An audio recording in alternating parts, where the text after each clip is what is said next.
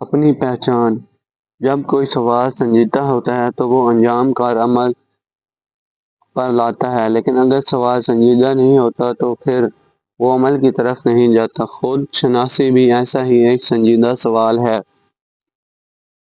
اگر آپ اس سوال کو دل میں رکھ لیتے ہیں اور غور و فکر شروع کر دیتے ہیں تو پھر اللہ تعالیٰ اس کا جواب اشاروں کی صورت میں دیتا ہے۔ دنیا کا کوئی انسان ایک دم سے اپنے آپ کو نہیں پہچان سکا۔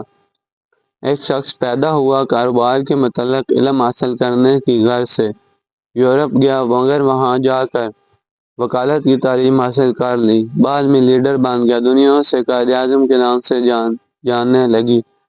قدرت نے لازم کر دیا کہ یہ راستہ ڈھونڈنے سے ہی ملے گا۔ یہ نہیں ہو سکتا کہ آپ بٹن دبائیں اور آپ خود کو پہچان جائیں۔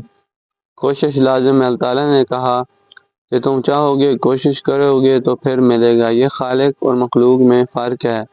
خالق کون کہتا ہے اور ہو جاتا ہے، ہم سوچتے ہیں، کہتے ہیں، کوشش کرتے ہیں، پھر ہوتا ہے۔ میں کون ہوں، میں کیا ہوں، اس سوال کا جواب شعوری کوشش مانگتا ہے۔ سجدے کرنے پڑتے ہیں، کئی جگہ بھاگنا پڑتا ہے، آپ کا اصل چہرہ کئی حادثات سے نکلتا ہے، کئی جگہ آپ کے اندر کا لالچ باہر نکل آتا ہے۔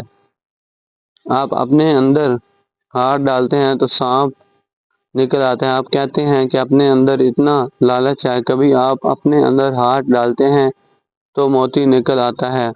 آپ کہتے ہیں میرے اندر اتنا خلوص ہے، آپ اللہ تعالیٰ کی بارگاہ میں آنسوؤں کا نذرانہ پیش کرتے ہیں، وہ قبول ہو جاتا ہے۔ کبھی آپ اپنے اندر ہاتھ ڈالتے ہیں تو شیر نکل آتا ہے۔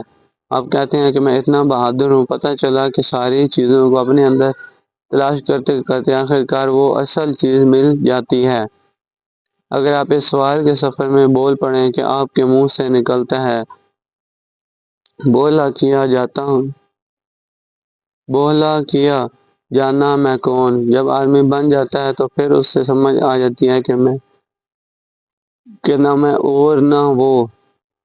سفر میں اسے یہ سمجھ نہیں آتی کہ میں موسیٰ ہوں کہ فرعون ہوں۔ اگر کنارے کے قریب پہنچ جائیں تو پتہ لگتا ہے کہ اصل میں کون ہوں۔ پھر آپ اسی نام کے ساتھ انجام کی طرف چل پڑتے ہیں، اسی شناخت کے ساتھ دنیا سے چلے جاتے ہیں۔